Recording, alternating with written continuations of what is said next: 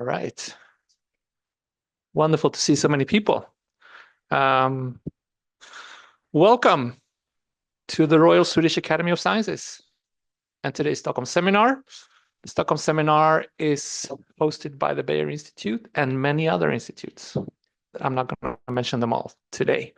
My name is Victor Galas. I'm Associate Professor at the Stockholm Resilience Center and also Program Director at the Beijer Institute of Ecological Economics in this building. Today, we have the great pleasure and honor to welcome someone who probably does not need an introduction, but I'll do a quick one. We have Professor Eduardo Brondizio, directs the Center for the Analysis of Social-Ecological Landscapes, and he's also a senior fellow at the Ostrom Workshop, legendary Ostrom Workshop at Indiana University-Bloomington, and also member of the Faculty of the Environment and Society program at the University of Campinas, Brazil. And Eduardo has worked for over 3 decades on research to understand social ecological transformations and governance challenges of the Amazon. And Professor Brondizio was also awarded the Volvo Environment Prize in 2023. So you're welcome back to Stockholm, where we're very glad to host you. And you will give a talk entitled Tackling Social Challenges and Supporting Local Solutions to Avoid Tipping Points in the Amazon. To give you information of the order, so the talk will be around 40 minutes, and there'll be a little bit of a Q&A. So possibilities for you to ask a few questions, and we will end at 3:30 sharp. So that's the plan. Otherwise, Professor Brondizio, the stage is yours.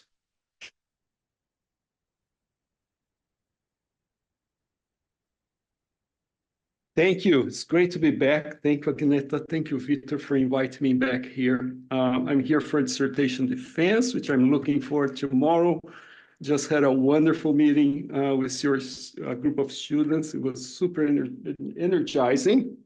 And I'm looking forward to our exchange here. There are several. I just want to start with this. We're working on several projects in the region. And one project that Maria and I and others collaborated for several years, which is the Agents Project. I still keep it there. It's a project that I like so much and has had such an impact. And so we're working on community-based management of fisheries in Western Amazonia. This is a project with cooperatives on fisheries, forests, and agroforestry products in Pará. And this is a project with UNESCO and Biosphere reserves. Just putting this because I'm not going to talk about this project. And this is not a kind of straight research presentation, right? It's more of a reflection here of some things that are really bothering me. And so it's not fully linear, to be very front with you. But I want to share what's bothering me, and what is sort of provoking me at this particular moment. So I'm going to bring pieces of these projects and other issues. Not sure the sequence would be as clear as to you as they are to me, but I just want to be upfront about it. So I'll cover broadly 3 broader topics. The font changes when we copy it here, so some things may not be as clear. And actually, some graphs will disappear from the slide, so you have to trust me what I'm talking about. So I'm talking very briefly about the whole narrative of tipping points and how it's emerging now. Then I want to shift attention to what I'm calling, too many elephants in the room within that narrative. And then I'll talk about some implications of that, for governance. Everything a little bit, fragmented. So I hope we can follow here. And let me be, this is supposed to be a graph of deforestation, right? That starts to expand here and go here. So it's the story that we know from the Amazon. And basically 3 very broad sort of frameworks for development policies and interventions and programs, which I'm calling state-based environmentalism. This comes also from a paper that Maria and I and colleagues did, transnational social environmentalism, and market-based corporate green schemes, or three broad umbrella of development ideas and interventions that have been, shaping the Amazon as we know it today. So what's bothering me? I guess. The story of those narratives and the story of the Amazon, I'm here just starting the 70s. You go back 400 years or 300 years. The Amazon and the story of the Amazon is decided and defined and narrated by outsiders and from the outside. So the region has continuously been framed and shaped by what it can contribute to the nation and more recently to the globe. And these are, I think, good examples of, let me see if I put my timer here. No. So if you give me like 20 minutes or so. So these are good examples of the kinds of frame, that see the region as a resource and a source of wealth, in this case, to the nation, right? A completely sort of external look at the region in terms of what can it offer? How can we appropriate the region? As I said, you go back 200-300 years, you're going to see the same narrative. Now, what is, of course, this process and those ideas, that's the story that we know, a story that has transformed the region. These are the emergence of deforestation, emergence of cities, the counter reaction to that, which is, the recognition of indigenous lands, the demarcation of protected areas, and a number of efforts that have responded and co-evolved with this transformation of the region. So we know this story, right? And we're trying and addressing this story over time. So this deforestation graph that is supposed to be here, right? And the history, we see a lot of reaction to that and a lot of response that has taken place in what I would say was even transformative in the sense of its scale in which, indigenous areas and protected areas in a period of about 30 years have responded to this process in covering today about 50% of the region, right? So we have deforestation, we have all this problem, we have a response at the larger scale, right? And a very positive response to the extent that was possible. On the ground, this is also part of this project that Maria and I, we have worked on, we also have a response. I mean, over time, communities, collectives, organizations have mobilized themselves, have organized themselves, and throughout the region, you find responses to address territorial governance, improve production systems, gender inclusion, and a number of initiatives that have responded to that process. Now, the situation is changing very fast, right? So part of the story here is that the advances and responses that we have been able to put forward during the past 30 years or so are now confronted with a different reality, right? That is challenging themselves and the advances that they represented, so forth. This is difficult to interpret, but the basic information is here. Climate change enters the picture, right? And the way climate change has been interacting with deforestation has transforming the region in a pace that no one imagined only 5 years ago. Well, if you look at the extent of the dry season, like today or now, it's another extreme year. Everything is dry there. There's a major problem. These are photos comparing today in 2021. So the extent of the dry season, has expanded enormously from a month when I started working there, to be honest, to 3-4 months now, right? Creating a whole different set of challenges and projected to be, almost half of the year in only few years. So the conversation has also changed. The focus on the Amazon has also changed. And, sort of one of the main concern now is to what extent the region is on a process of a tipping point, right? Which is illustrated here. There's a lot of, of course, processes behind it on the interaction between land use, climate change, and practices, right? And the way it's shifting significantly the ecosystem, at least in the eastern part of the Amazon, and pointing, although there are disputes about that, to a potential tipping point in a much shorter time, right, than previously predicted. So this is a map from this year, from October, showing groundwater wetness percentile.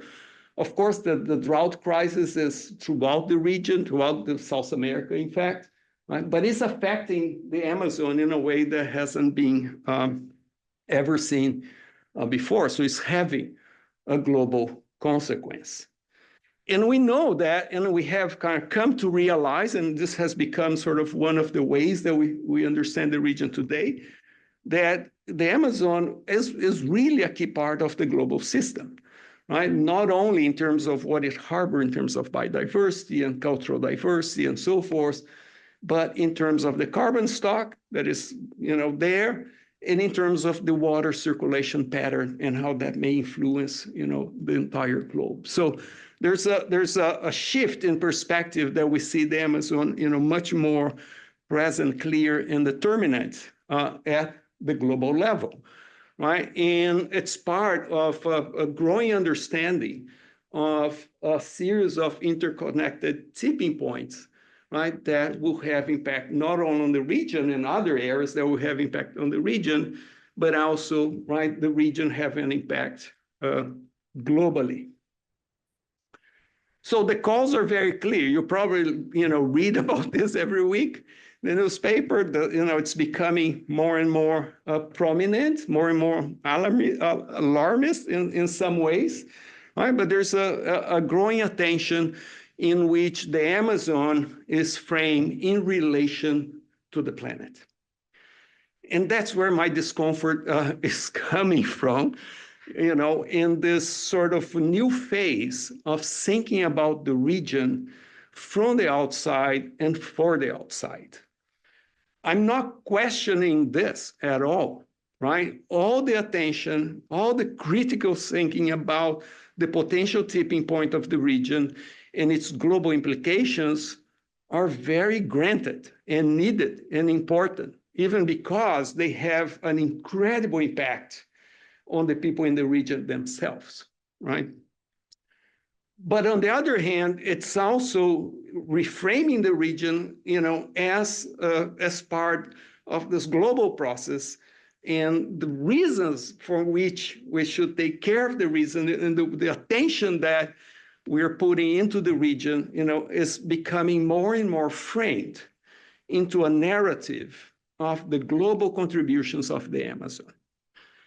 That's what is bothering me, in the sense that not because of the valid, claims and the importance of the problem at a global level, but at the same time, this frame also creates, what I say, I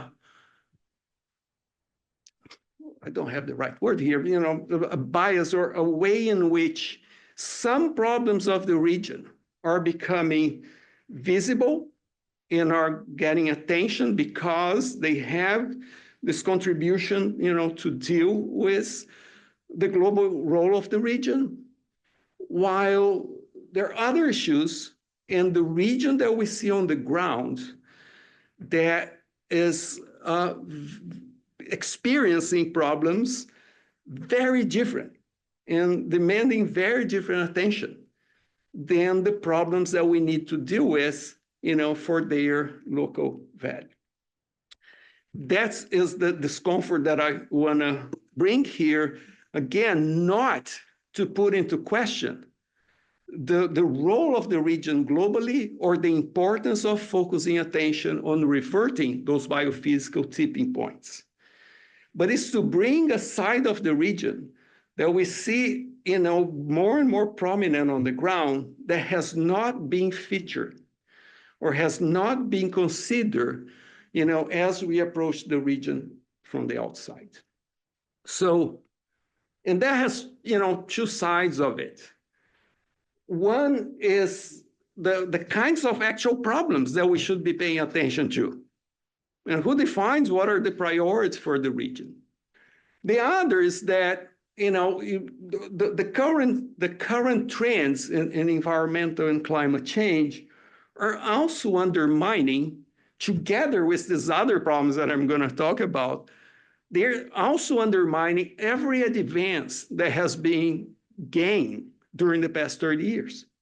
So you have a sort of a converging series of problems from the biophysical side, but a new order of problems, very different than we have been facing for the past 30 years, converging with those problems and undermining, not only the sectors that we highlighted here that have sort of been able to respond to the kinds of problems that happen during the past 30 years, but a whole sector of the population, which would be 80% of the Amazonian population, that is left out of this equation of where we put our priorities on, right? So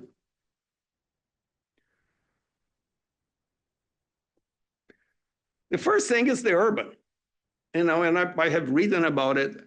That's the big elephant in the room, or one of the big elephant in the rooms, right? I'm still surprised that for many people who are experienced, even in Amazonia or elsewhere, that when we talk about the scale of the urban in the Amazon, people are still surprised. People who have worked there for such a long time, but never kind of, pay attention to that. The imaginary of the region as a force, as indeed, is still the dominant for many people. But there are other ways to see the Amazon. I mean, as an urban region, you may find yourself, when you look at Amazonian maps, try to count how many cities are there. And I'll challenge you that many of the maps that you're going to see may have the capitals of the Amazon, but tend to ignore what is actually the reality of the region, which just for the Brazilian Amazon, over 750 cities, most of them less than 50 years old, right? And that's where 80% of the population of the region lives, right? And there's still a dissonance when we think about the Amazon. And for many people, it's a true dissonance. You can even imagine the region, through an urban eyes. Now, that's the dominant feature, has become the dominant feature of the region. And it hasn't been, even minor, not to say prominent, part of the discussion on tipping points, right? Now, the other problem is the socioeconomic conditions of these cities and the region as a whole, right? And the incredible scale of poverty and problem in the region. So this is very recent data showing the percentage of people living in technically called subnormal conditions. Shanty towns, favelas, as in the Brazilian Institute for Geography and Statistics. And you can look at the region, it concentrates the highest amount and the largest proportion of subnormal conditions for the population. You take the two capitals, right, of the region. Each one would have, depending where you put the boundary because of the metropolitan areas, between 2.5 and 3 million people living. Now, they have the record for the number of people living in subnormal conditions. Like over 50% of the population live in subnormal conditions, right? Why don't we talk about it when you talk about the Amazon? Right? That is the sort of the kind of key social problem the region faces today. You look at the state level, right?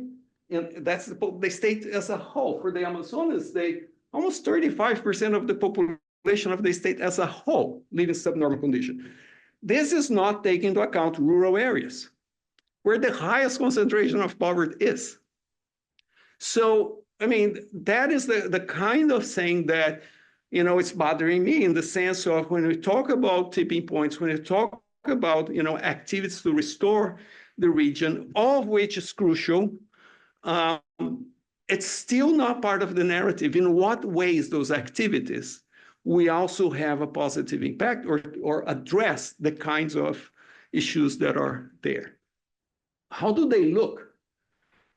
So the urban face of the region, this is Belém, the metropolitan area of Belém.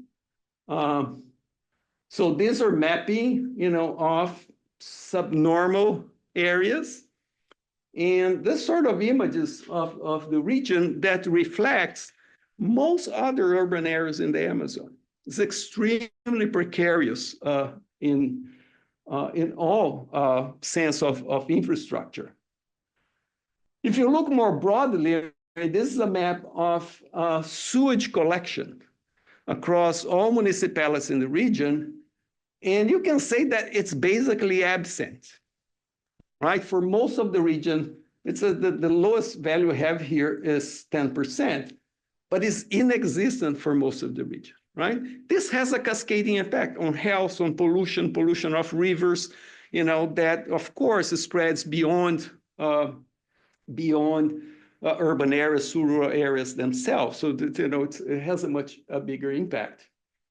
And the way what is happening and has become prominent feature of the last 10 years is the intersection of climate change and urban conditions, right? So urban areas are facing not only the problems that are experienced in rural areas, and you know, in particular, fire and pollution. So cities this year in the Amazon, with some exception, in some cases, São Paulo was worse, have had some of the worst air quality globally, right? Because of fire. You have another problem, which is mercury pollution, right? In some areas, which of course affecting indigenous areas, affecting everybody in the region.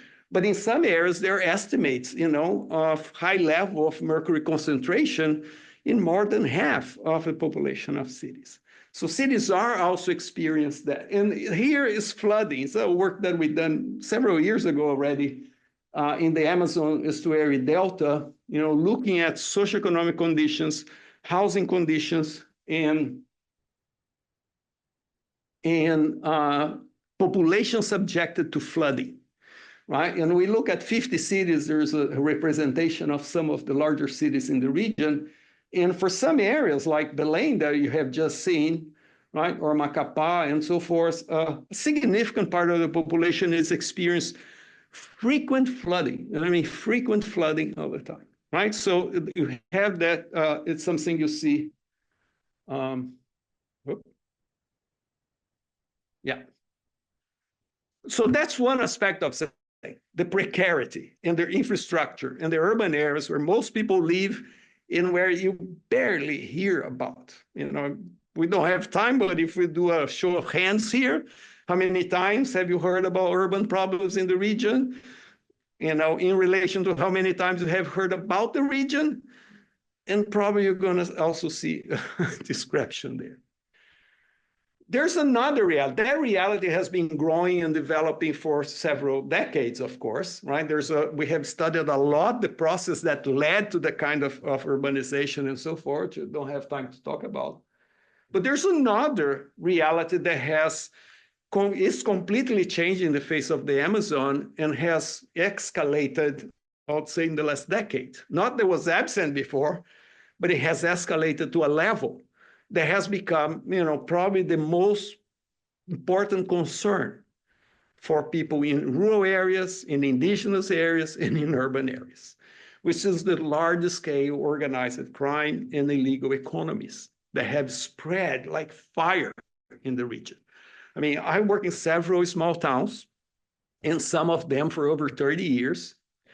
And we have seen, you know, of course, and people's experience the way gangs and organized crime have penetrated small areas, rural areas, you know, and you have this large population of youth with informal work or with no perspective, right? That are being entangled with those, sort of organized crimes that are multi-level, for the lack of a better word. You have international organized crimes. You have national and regional organized crimes that are very organized, that have expanded from Rio and São Paulo. And you have local organized crime at the level of gangs and in neighborhoods, controlling significant part of those kinds of the cities that are there. Of course, people are paying attention to that. There's interesting, there are few organizations that have emerged with this kind of concern. So you see, the non-government organizations, you see a reflection of the region in non-government organizations. You see the traditional conservation organizations that have evolved for a period of the Amazon. Then you have, sort of the social environment organizations, right? And now you have organizations that are focused on these kinds of problems. Like Instituto Igarapé and others, right? Looking for violence in all sense. But I like this because it tells a lot of stories, right? That these are the stories that we hear on the ground. These are stories that people are telling you. These are stories they're saying, you do know what happened? Do you know what happened here? Do you know what happened? Our stories of smuggling, of cocaine and coca plants, trafficking of fisheries and cocaine intermingled, logging and mining, all sorts of things that are being reconfiguring the region today. The region entered into an international trade of drugs. Not that was not drug-free before, but it was a completely different scene, before it entered into this scheme, that connects, of course, Bolivia, Ecuador, Peru, and Brazil, now with southern Brazil and other areas, right? I mean, you can think about that in a longer term and see as a reflection, delayed reflection of the war on drugs. And the way the war on drugs and from the 80s have reshaped the flow of drugs and has shaped. I mean, I grew up in this region here, right here. And I've seen that when I was growing up, the flow of cocaine and other drugs, that were kind of escaping from the focal area of the war on drugs. They are starting to come. All of a sudden, 1 year from another, as I was, sort of a teenager, cocaine became, part of the conversation. Everywhere you would see that. They were flowing everywhere and so forth. Nowadays, that's what we see in the Amazon, right? It has moved also from routes that were not there before and now shape the lives of communities. And more than that, of course, these are part of international drug networks, right? I'm focused here on the way it actually impacts the region, but they're part of international drug networks, and they're intermingled, not only with, as I'm going to, say in a little bit, with environmental issues, but a wider landscape of crime. So the region, for the past 20 years, has surpassed every other region in Brazil in terms of homicides, for instance. Right? And if you look at, there's a report from 2017, that ranks the 50 most violent cities globally.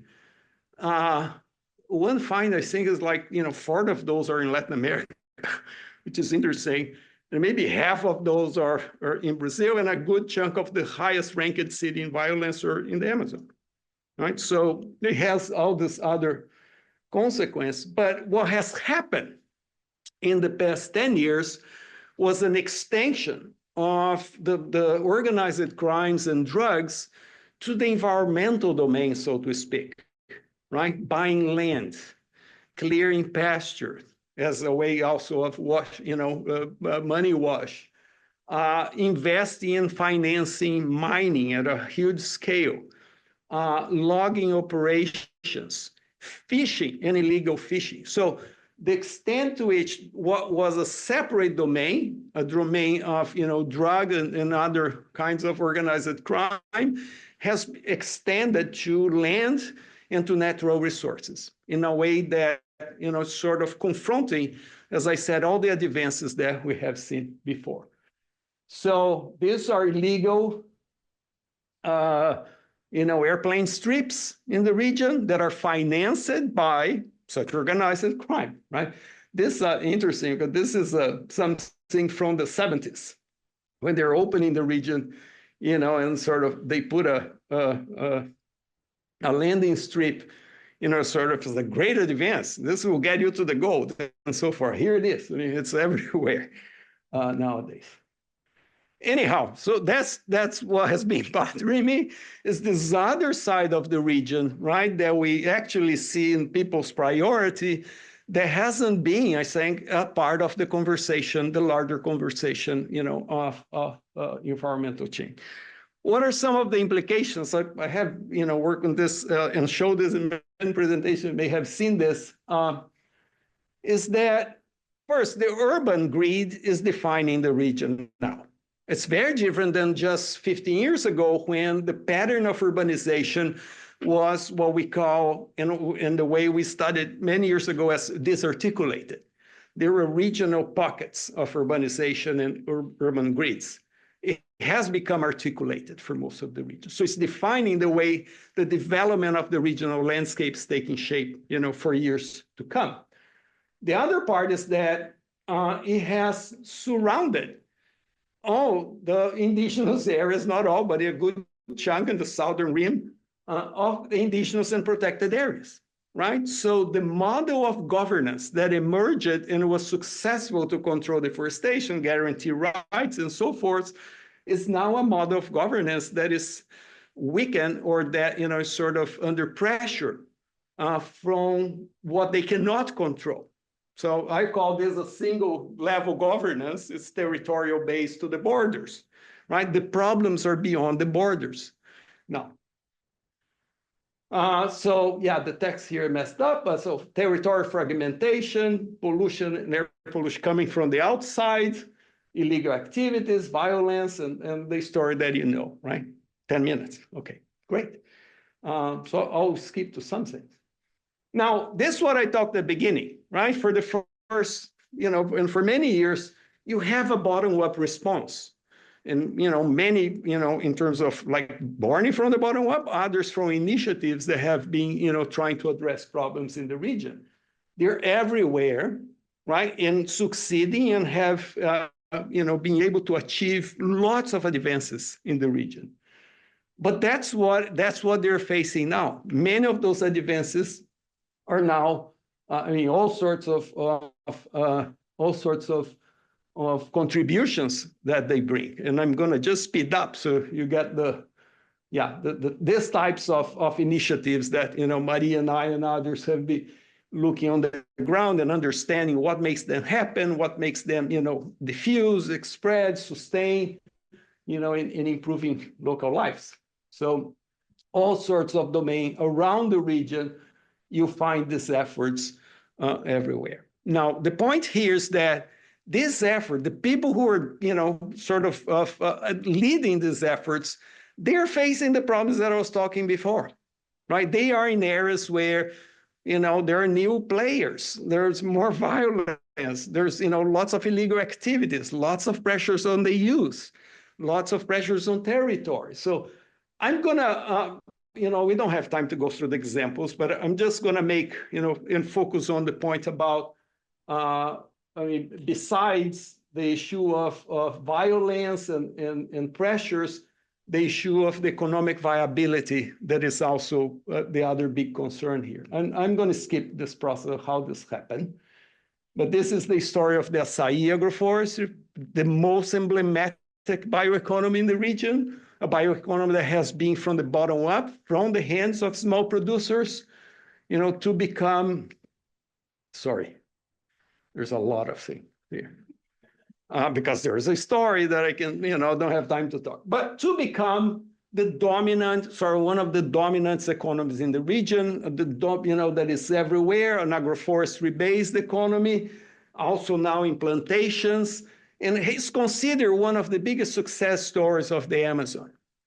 And it is a big success story of the Amazon. Local knowledge, responding to markets, intensifying agroforestry, creating a viable economy, getting our rural areas to actually increase in population, creating economic alternatives for the youth. So it's a great success story, restoring areas, everywhere in the region. Now, the economic return is another thing. This has activated economies in the region, for sure. But there's a saying that, it's the economic gain and value added to this economy is proportional to the distance that it takes from the areas of production. That is a bigger story here, because there's also a story about how do municipalities who have all that demand for urban areas, all that demand for service, how do they, sort of benefit from this billionaire economy that comes from their territories? And they don't necessarily. These are economies that circulate between, producers, all sorts of intermediaries, corporation, and bypass municipalities. So there's no tax segregation locally that allows municipality, to address the kinds of problems that they have. There are many initiatives of cooperatives that are trying to revert this kind of extractive mentality of Amazonian development by creating industry, aggregating value in the region. So lots of good things. The other story, and then I'll sort of wrap up both, is the story of fisheries management, the Pirarucu fish management. These two stories are the most emblematic bioeconomy stories of the Amazon, of the Brazilian Amazon at least. The Arapaima fisheries and the Açaí forest. The Arapaima fisheries was basically endangered, in the end of 1990s. It had almost disappeared from many places.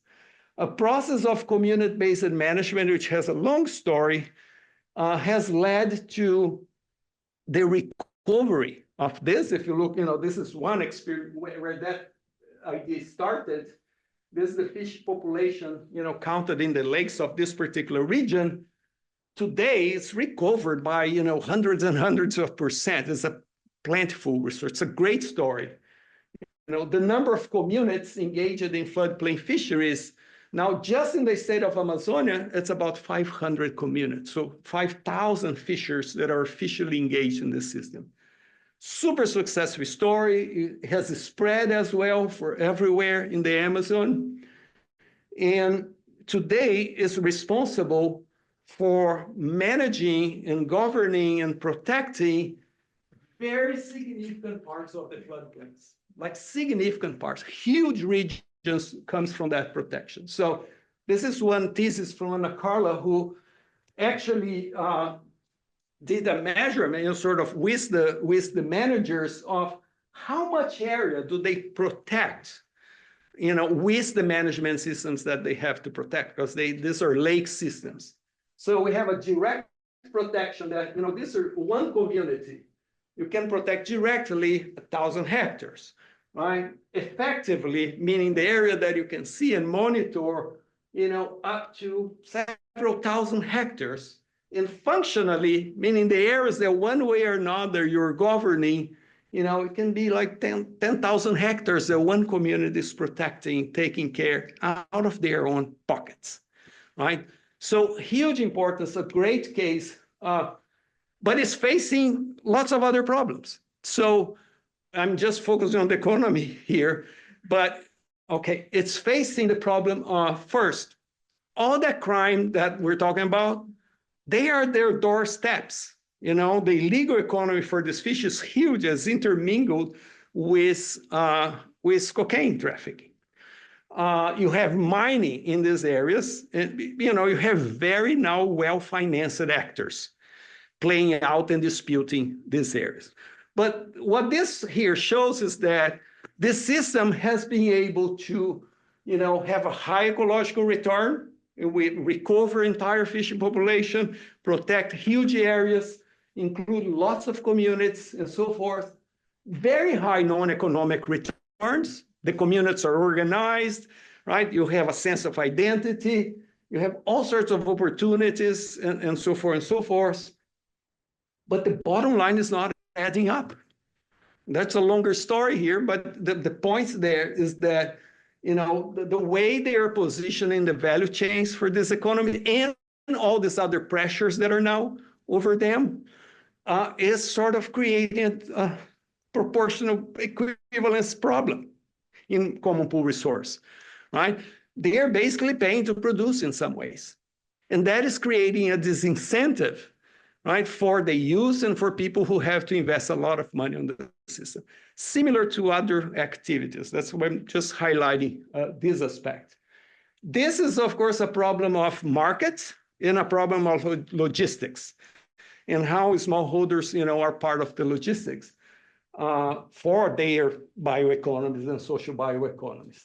There are really interesting initiatives emerging, like collectives that are uniting and organizing very large areas to, you know, sort of to gain economy of scale, like to fix logistic problems, to, you know, sort of to address policy, minimal price, and so forth. So lots of interesting reactions. But the pressure has been huge. And now this year, for instance, most of these communities, and some of them have not even been able to fish or to transport the fish that they harvest yearly because of the drought. So multiple pressures that are converging on them. And, you know, of course, the way, you know, organized crime is focused. So this is the concern that they have, you know, and they are taking care of most of the environment or most of the landscapes of the region. Is intrusion of organized crime, co-opting coercion of the use in those economies, right? And lack of security, even for transportation, for moving and for doing the monitoring that they need. I'm going a bit fast here, but we got the point, I guess. So what are some of the issues here? This model of single level governance, it's at its limit to deal with this problem, right? It's not, you know, of course, very important and it still, you know, provides territorial guarantee, but it's being undermined by the pressures that are coming from the outside. A problem is that, you know, that requires a different level of policy, a policy that integrates actors across borders, that integrate actors, for instance, within watersheds, right?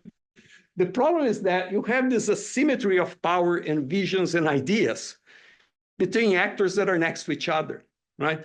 So you have this kind of social capital issue of how do we move to a different level of governance in which the cattle rancher, the indigenous, the others all see that they're part of a, you know, the same problem, that there's a need for a different kind of social contract to talk to each other when everything else points to, you know, polarization or stigmatization or a criminalization of the other. So it's a really tall order problem, right? And also, how do we include urban areas in these larger management systems? The urban part of it, yeah, I'm going to be closing here. The urban part of it, I would say a lot about infrastructure and so forth. We just don't have time.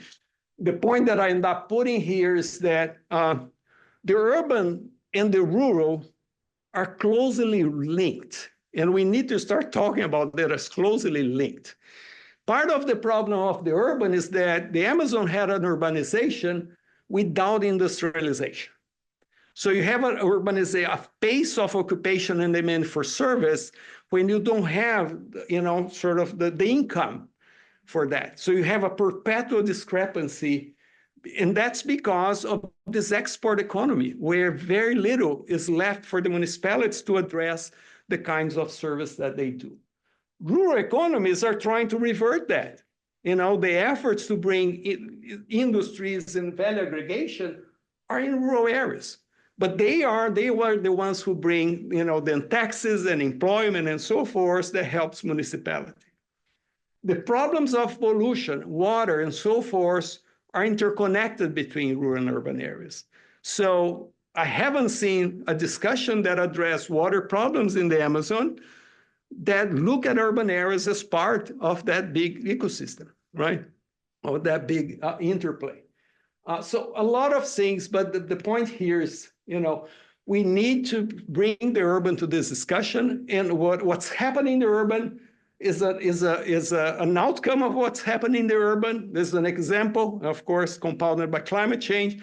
What's happening here is equally affecting, through pollution and other forms, rural areas. So if we don't make that connection, right, no, that doesn't matter what we do to restore ecosystem functions to deal with the tipping point, this will be undermined, just like some of the advances today are being undermined, right, by this new kinds of force. So this is a version of a multi-level approach that we did in a bioeconomy paper that we published a few months ago. But the basic idea, is that there is no solution at this level or no solution at that level. There are issues that need to be addressed and become interconnected at different levels. The innovations that we see here, they're overwhelmed by the problems around them. So they are part of, regimes and issues that are coming from a larger scale, and also, of course, progressively to larger scale. So it's that kind of transformation that I'm just going to put it here because of time, but it comes from that paper that I mentioned, that in this a very incomplete list. There needs to be attention to all these levels. There needs to be a coordination, on our response. And going back to my original discomfort, in the way we're talking about the region. If we don't recognize these issues in the region, as we talk about tipping points, as we talk about all these problems, we're going to sort of always be kind of addressing a part of the problem that is undermined by the other part of the problem. So it's about the narrative. And I think we need to build a more inclusive narrative when we talk about, the role of the Amazon in relation to global change. And I'll end here. Thank you.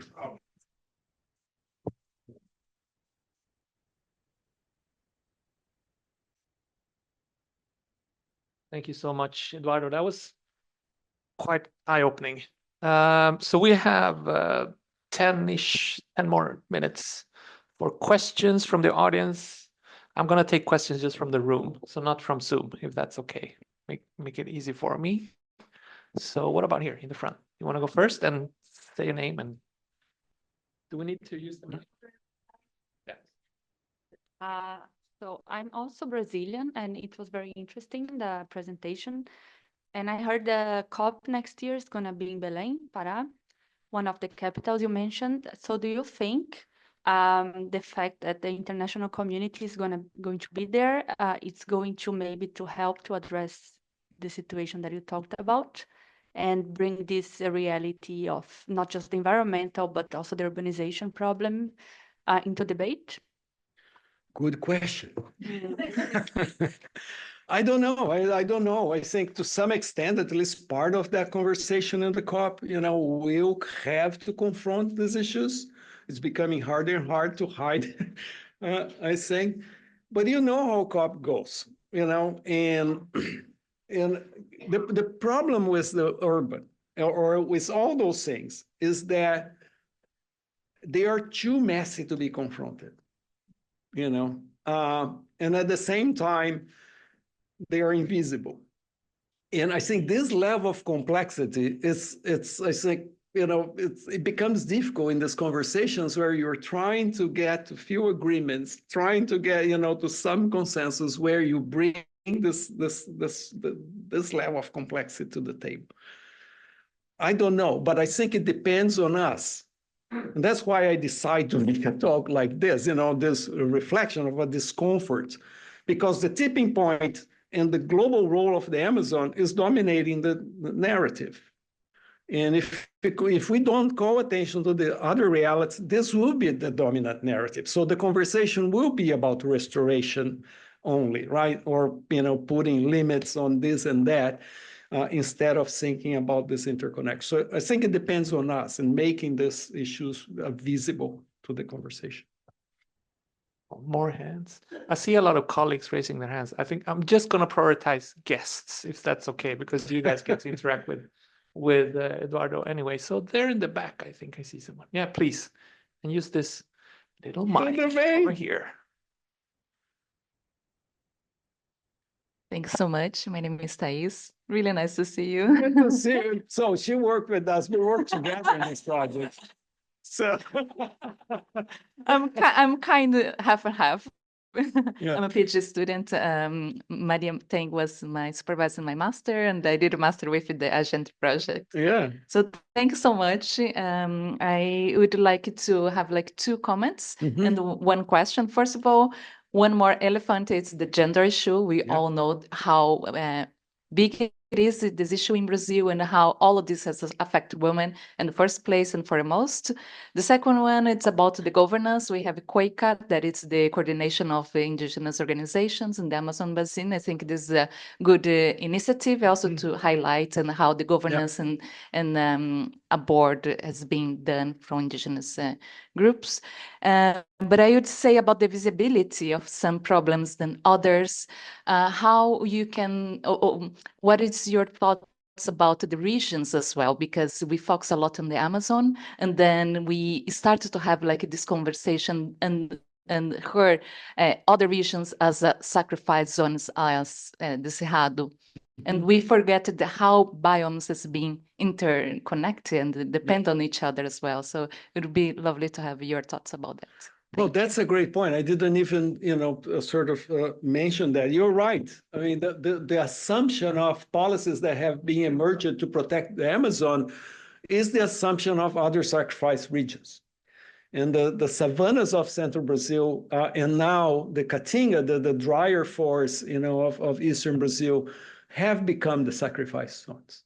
Right. And yeah, I guess that's the other big conversation that we need to have. The Amazon has its emblematic place in policy, right? And in the imaginary of people that the Cerrado and the Caatinga, two drier environments, they do not have. They do not have that charisma, and we don't even talk about it. So you're exactly right. I mean, that's the other invisibility that is, is sort of paying the cost of whatever advances taking place here.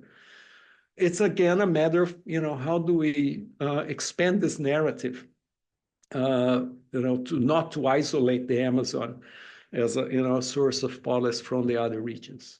Very good point, Thais. Thank you. Yeah. A lot. I'm going to give Gary the opportunity to ask something. So I used to work with small-scale gold mining in Suriname. And in Suriname, there's a long history of the government trading guns for cocaine and gold and all this. And so I was wondering if you could say a little bit more about the role of these kind of, say, predatory parts of the state in the different countries around there. I think it's a long history with violence, guns, cocaine, and gold. Yeah. Which you didn't talk about. And Victor, right? There's also this international dirty money that's flowing through the Amazon. So I was wondering, you didn't really talk so much about the state. And I was wondering if you can maybe add something to how the state fits into all of this. Big question, Gary. Thank you. You're totally right. I mean, what happened, particularly in mining, has a history of decades of being incentivized and being part of a public policy, right, for exporting resource. Nowadays, and I'm not a mining person in the sense of really understanding the intricacies of that, but what we see in the region is that there are two sources of, sort of funding. One is the state and policies and support, or, state actors who are the big actors in the mining sector and are financing that and protecting, illegal mining. And you have the, money washing from all sorts of illicit activities. So those two things have converged.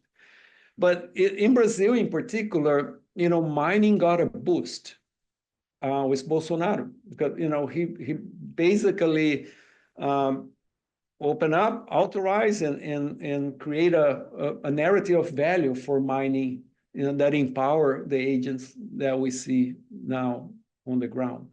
I don't think we have a good, talking about Brazil, at least a good, sort of framework or policy to deal with the mining problem because it has become, the scale has been so large that, you know, it's the employer of maybe hundreds of thousands of people. So it has become a political issue to deal with that, right? Because that's absorbing part of the population that otherwise is in the informal sector. I don't know, I was thinking a lot about this question, but you're right. I didn't talk as much about the state and, you know, I'm talking directly about the narratives and so forth, but particularly in the mining sector, that is intermingled. I was thinking about this question more. This is really good. We have a question here in the back. If I understand it correctly, what you're saying is that the dry period is becoming longer and longer. At the same time, we have the heavy rain period, short but heavy. Yeah. Are there any projects underway where to try to preserve the water in a better way and use it even during the dry period? But is it a too large project even to think of? Good question. I don't know. I think what I know is that there has been a growing attention to focus on water connectivity and protection of connectivity of water, right, as one of the key elements to deal with tipping points. But this is about, you know, sort of restoring connectivity of water, repairing vegetation and so forth to, you know, to sort of minimize the impacts that they have during extreme drought or extreme flooding. It has become a major problem. So water scarcity in the Amazon is now a problem, right? From lots of the fishing communities that we're working on, several indigenous areas, they don't have water, don't have clean water as much as, you know, many sections of urban areas. So I think, you know, the kinds of strategies that you're talking about, you know, in what ways can this be buffered in terms of stress, you know, through other technologies, I guess, for water storage and distribution. I think that's becoming part of the equation because it's a recent problem. It's a problem that, you know, the past 2 years has become one of the key issues, water in the Amazon, and for riverine communities, one thing. So the other problem, let me mention one thing, is water quality. The same attention that if we give the same attention we give to deforestation to water, you know, or let me put it differently, we need to give the same attention to water as we give to deforestation. There's barely any monitoring of water in the Amazon. If you look at the distribution of stations for monitoring water from the ANA, for instance, the National Water Monitoring Things in Brazil, you're going to find a crowd of stations throughout the southeastern Brazil and so forth. You're going to count the stations that are in the Amazon. So we do not have a good monitoring system, you know, for quality, much less. So yeah, I mean, I guess it deserves the same level of attention in terms of all the capacity that we have developed for monitoring deforestation. I think we need to develop for monitoring in addressing water problems. We have one last question. Juan, over here. Thanks for your talk. My name is Juan. I'm from Colombia, and when I was a master student, I have the fortune to meet Elinor Ostrom. My question to her was, why is not illegality or corruption a strong part of the commons of the theories that she developed? And the nice answer she gave me was that she didn't want to expose her students to contexts where they might be at risk in their life. Now, as a supervisor, I understand much better her point. But my question to you would be, I'm a Colombian, so I'm part of that generation that knows someone, a researcher, a scientist who has been kidnapped, killed by some of these activities. So what type of advice would you give to the young scientists of today on how to do science that is relevant on the ground without exposing themselves? Wow, that's a good last question. You know, I confronted that question last year because we had in that project, we have a 3-month campaign on boats in this vast area between the border of Brazil and Manaus. And, I went there for some time, but then mainly it was the doctoral students and people that were conducting that. We had to plan incredibly, and it still was like 3 months of tension because, the situation. They're actually confronted, like mining and other people, but we planned so much ahead.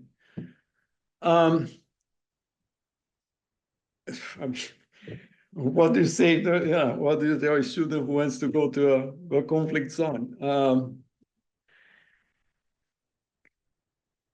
I'm not sure I have a device. I think in the sense that it's case specific.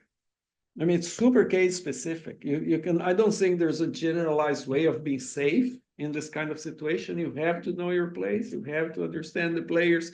You have to do ethnographic research, right? And you have to go slowly, right, to really understand where you're putting yourself to harm. I have one example of my student who did work on the flooding project in Belém. And so she did field work in Belém. Belém is an extremely dangerous place in many ways, or a good part of the city. A good part of that illegal occupation, which is most of the city, is dominated by organized crime. So not even people who want to complain about the flooding that they do that because the local gangs do not want the visibility. So she did field work there, but she had her limits, so was working with people from there, right? From local organizations who would guide her and say, from here on, we can't go, right? Or at this time we can go and so forth. So, I mean, there's no single answer. When we went to do the Volvo film, man, we had a security, right? And he was monitoring all the control groups on these other regions. And there are areas that we couldn't go. And yeah, so, I mean, there's no safe answer. Just don't do it if you're not, totally prepared to invest a long time to really understand the context in which you were working. Back on the Ostrom saying that why, violence and conflict are not part of the story. If you think about the Governing the Commons book, okay, just one piece of that story, that was part of the research design, if you read the book. And what was the research design in that case?